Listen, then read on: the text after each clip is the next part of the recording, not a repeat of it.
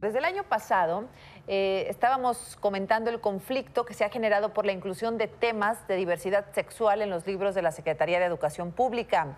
Hoy son una realidad, algunos lo celebran, otros lo reprueban. Dicen que esa enseñanza debe estar a cargo de las familias, de los padres de familia. Por eso hoy les agradezco aquí que nos acompañen en el estudio a Manuel Gil, especialista en temas de educación e investigador del Colegio de México, y a Leonardo García, presidente de la Unión Nacional de Padres de Familia. Gracias a los dos, bienvenidos, muy amables. Hola. Y bueno, pues vaya que es un tema polémico, pero también hay estadísticas en donde en México tenemos algunos problemas respecto a chicas embarazadas, abusos, etcétera. Pero les voy a pedir, por favor, que me digan en una primera instancia, Leonardo García, ¿por qué no están de acuerdo con la introducción de este material que habla sobre sexualidad y otros temas en los libros de texto? Gracias, Azucena. Buenas noches, Manuel. Un gusto estar aquí en esta mesa. Nosotros estamos de acuerdo con la educación sexual. Nos parece que todos los padres de familia requieren de este esfuerzo conjunto entre maestros, padres de familia, instituciones educativas para formar el alumno. En lo que no estamos de acuerdo es que sea una visión reduccionista de la sexualidad. La sexualidad es connatural al ser humano, la traemos desde la concepción misma, esta evidencia científica de los cromosomas para que sea un hombre y una mujer, y va con nosotros durante toda la vida. Por lo tanto, estamos de acuerdo con la formación, con la educación sexual, pero nos gustaría que fuera con una visión más integral. Algunos dicen más holística, no más que a la hora de hablar de los olones o de estas dimensiones del ser humano, pues tampoco hay coincidencias entre algunas visiones y otras, ¿no? Déjeme escuchar al profesor Manuel Gil y luego comentamos a ver si podemos llegar a algún acuerdo. Muy bien. Profesor. Sí, a ver, ¿qué tal, Lucena? ¿Qué tal?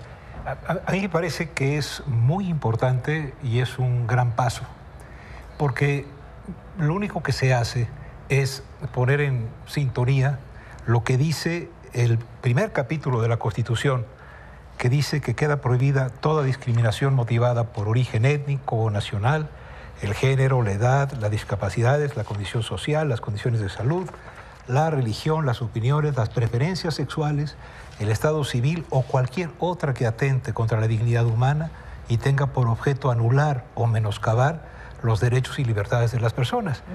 Entonces, cuando yo encuentro que en el libro de texto se dice: ninguna de las formas de preferencia sexual es incorrecta ni debe ser discriminada, y además se afirma que una de las falsas actitudes que debe ser eliminada es la homofobia, o la creencia que la homosexualidad es una enfermedad o una actitud aberrante que debe ser corregida, lo que veo es que la Constitución, en su artículo primero, en su artículo tercero, que nos obliga a todos a aceptar una educación que sostenga una moral laica, pública y compartida en los valores que consagra la Carta Magna, se plasme en los libros de texto, porque nuestros niños, nuestras niñas, están viviendo un tiempo en el que en la banqueta van, y qué bueno, dos señores de la mano, se besan dos mujeres. Es una maravilla que vivamos un mundo así, y en consecuencia que se abra la escuela a que eso no es ningún problema. Es muy importante. ¿Y qué está pasando, verdad? O sea, ¿qué pasa? Leonardo, lo veo que no está de acuerdo. No. Yo estoy de acuerdo en la inclusión, estoy de acuerdo en el respeto, estoy de acuerdo en la tolerancia. De hecho, es curioso que la Declaración Universal de los Derechos Humanos, en su artículo 26, nos dé el derecho a los padres de familia a definir el tipo de educación de nuestras hijas y nuestros hijos, incluso a escoger el tipo de educación que habrá de darse a nuestros hijos. Este mismo párrafo lo toma ahora el artículo 3º constitucional. Los padres de familia tenemos el derecho de decidir sobre la educación de nuestros hijos e hijas menores de edad en base a nuestros principios éticos y convicciones. Y la Ley General de Educación, en su artículo 69, habla de los consejos escolares que deberán alentar el interés familiar y comunitario. Si hay adultos que tienen cualquier tipo de preferencia sexual y quieren vivir su sexualidad de X o Y manera, pues hay que respetarles esa libertad. Pero no le enseñes eso a los niños. No están maduros. Si los libros de texto solamente se van... ¿Para primero y secundaria? Para primero y secundaria. 10, 11, 12 años máximo. No, 13 años, 13. ¿no? Salen de la primaria a los 12 años, 13 años. Es de 6 a 12 la primaria. De 6 a 12 la primaria, estamos Tienen 12, 13 entrando a los 13 años en la secundaria. Y un elemento agregaría nada más, Azucena, que tiene que ver con el mismo artículo 3º, que dice que tiene que ser una educación científica. Y la ciencia no tiene comprobado el genoma sexual. Entonces hay que enseñarle al niño que esa puede ser una orientación cuando crezca. Pero si ahorita no está formado, si ahorita no ha sido madurado, basta con que le enseñemos a respetar, a convivir, a construir con todos los demás, pero no con esta inclinación. A ver, esa que sea una decisión que tome cuando crezca. En este punto en particular, ¿a ustedes preferirían que no se hablara en lo absoluto de este tema en los libros de texto? No, que se hablara de manera integral. ¿De la homosexualidad, por ejemplo? ¿O de, todo, las preferencias de todo, sexuales? de los embarazos adolescentes, de la discriminación, para ir dejando de las claro, enfermedades venéreas, de las consecuencias por tomar anticonceptivos, consecuencias psicológicas, consecuencias corporales, como lo dice la ciencia. ¿Pero qué no están de acuerdo en ese tema particular de la diversidad de género? De hecho dijimos, estamos de acuerdo que haya libros de texto, lo que no estamos de acuerdo es que no nos hayan invitado a emitir nuestra opinión, o que no hayan invitado expertos que comparten la visión de miles y miles de padres de familia en todo el país y solamente expertos de un sector con una visión particular de la realidad. Profesor, ese es el único planteamiento. ¿No están basados en temas científicos, lo que están poniendo en los libros de texto? Están absolutamente basados en una concepción científica que sabe que somos biología y cultura. Los libros no promueven la homosexualidad. Los libros no promueven la masturbación porque hablan de ello, la autoexploración del cuerpo. Los libros suponen que, como diría Piaget, el niño es el padre del hombre, el niño tiene voz, oye y ve, y en la escuela puede encontrar el sitio donde incremente, si su familia es también una familia que no tolera, sino que respeta la diversidad, porque ese término de la tolerancia es espantoso. Es diferente. No, tolero es, ay, bueno, te aguanto. No. A un señor homosexual, señora, o de cualquier otra, nuestros niños deben de tener para ellos idéntico respeto que para cualquier otra expresión de esa dimensión erótica que nos constituye. En consecuencia, a mí me parece que no es adecuado pensar que porque haya información sobre el tema y se exprese, los derechos no son materia de votación, los derechos no son materia de mayorías. Ni de consensos. No. Porque no nos invitaron a dar nuestra opinión. Esto es una decisión de un comité de expertos. A ver, hay miles o millones de personas que en este país estarían de acuerdo con la pena de muerte, cuando es un valor que en Occidente aceptamos y con el que peleamos con otros países, diciendo que se prefiere la libertad de un culpable a la muerte de un inocente. Es un valor, y el respeto a la persona en cualquiera de las maneras en que exprese su sexualidad, en las que exprese su capacidad de amar, debe ser parte de la educación de nuestros hijos. Leonardo. Coincido con que la vida es un valor tan sagrado que se debe respetar desde la concepción hasta la muerte natural. Coincido que no estamos a favor de la pena de muerte. En lo que no coincidimos es que se hable científicamente e incluso jurídicamente de algo que no está sustentado jurídicamente. No existen los derechos sexuales, no hay una sola definición formal de derechos sexuales consensuada a nivel internacional. Tampoco existen documentos legales sobre los derechos reproductivos, y se lo están enseñando a nuestros hijos, o se lo van a enseñar a nuestros hijos como un hecho de facto.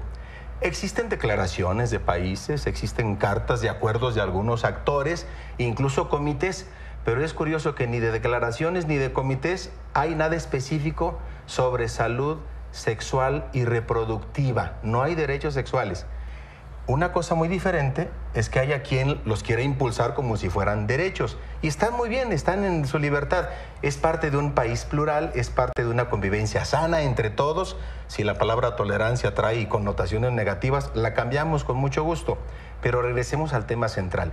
El único derecho que sí existe es el derecho primario de los padres a educar a sus hijos según sus valores y sus convicciones. Está en la Carta de la ONU, está en la Constitución, está en el artículo 3º y ahora en la Ley General. Y no hemos sido tomados en cuenta, no nos han invitado para ello. Profesor. A mí no necesita invitarme nadie para respetar la Constitución del país en que vivo. El capítulo primero se titula De los derechos humanos y sus garantías. Señala, no hay derechos mayores y menores. Señala la Constitución que los valores tienen el principio de universalidad, interdependencia, indivisibilidad y progresividad. Y por otro lado, si como derecho humano dice que queda prohibido de cualquier discriminación por preferencia sexual, se entiende que la preferencia sexual es un derecho a preservar y la Carta Magna en su artículo primero así lo dice. Ahora va a ser difícil llegar a un punto de acuerdo, supongo. ¿Qué va a pasar con los libros? ¿Están ya en las secundarias? Sí. ¿Están ya dándose en las clases? Hay que aclarar algo. Los profesores en secundaria no reciben los libros como los profesores de la primaria, que reciben un paquete. Hay 17 libros de biología y ciencias y tecnología, creo, que cada profesor de secundaria que da la materia elige con cuál va a enseñar. Este que yo citaba es de Fernández Editores, hay otras editoriales, Santillana, etcétera, que lo hacen. Entonces, la oferta de libros, lo que sí tiene obligación, porque es mandato constitucional que la educación que imparta el Estado en materia obligatoria, en materia de educación obligatoria sea la que define el Estado, esos tienen que tocar el tema. Hay quienes lo tocan de una manera más abierta, otros menos, pero no es una cuestión a contentillo. Sería, a ver... Todos los libros incluyen el contenido con mayor profundización o menor. Con diferentes matices, diría yo, pero es parte del programa. Es correcto. ¿Y ustedes están de acuerdo en que el maestro que esté en el grupo elija el libro que mejor se adecue? Ahí está la diferencia, ¿sí? Papá, mamás, no es público que nos está escuchando, que nos está viendo. Si el derecho es de los papás, por lo menos debiéramos estar invitados en el diseño de los contenidos.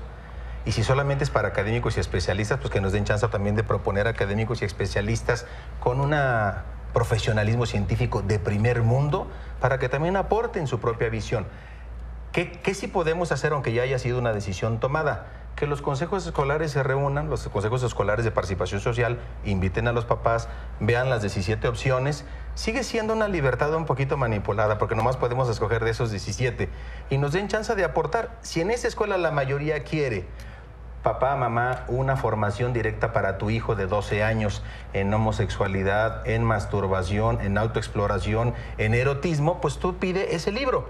Si otros queremos un libro diferente, pues que nos den ese margen de libertad. A reserva de que lo tengamos que platicar, cerramos, profesor, si le parece con usted, 30 segundos. A mí me parece que no, que dar esa libertad es abrir el camino a la intolerancia, ¿no?